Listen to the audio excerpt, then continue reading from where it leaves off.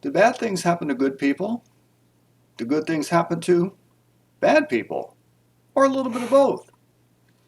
There was a book a number of years ago called When Bad Things Happen to Good People by a rabbi named Harold Kushner. He was talking about the tragedies in life and how they come to people that would seem to be good people. Sort of reminds me of 9/11. When 9/11 happened, I was interested in two responses. One is this was done by bad people. These terrorists, they were bad people that most Muslims are not like that. These were radicals, etc. Another version came out, unfortunately, from some Southern evangelists and preachers, and it went like this. It wasn't that bad people did this merely, it was this happened to bad people.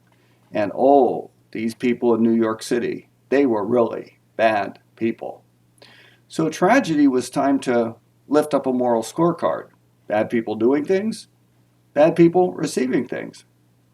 It's interesting to think about Jesus' own words in Luke chapter 13 and verse 1, when it's reported to him that Pilate killed some Galileans and mingled some blood with their sacrifices. We've talked about how Jesus did not decide to be pundit in chief. He was not going to make a comment on Pilate. He wasn't going to be comforter in chief because there's a temporary comfort. Sort of like when you have a bad day and you eat a whole tub of mint chocolate chip ice cream. That's a flavor I like. Temporary comfort. But Jesus has something else in mind here. Ecclesiastes chapter 8, verse 8. No one has authority over death. No one has authority over death. You say, well, someone can commit suicide. Well, there have been people to try and commit suicide and it didn't work out. And there have been people who died on the day they did not expect to die. I don't think those Galileans, or he's going to talk about those on whom a tower fell, they did not expect that was their day to die.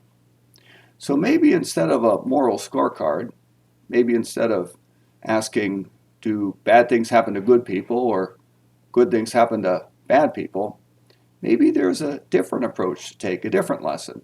And the lesson is this. No one knows the day of their death. No one knows the day of their death. And they don't have authority, says Ecclesiastes. God does. There's a time to be born and a time to die. I mean something else. That a person need not merely calculate someone else's score on the moral scorecard. Someone needs to think about their own score. Let's talk about that a little bit more next week. This is your daily devotional for Saturday. Can't wait for church tomorrow. Can't wait to see you in church and our wonderful fellowship meal and bringing our big red friend Gus.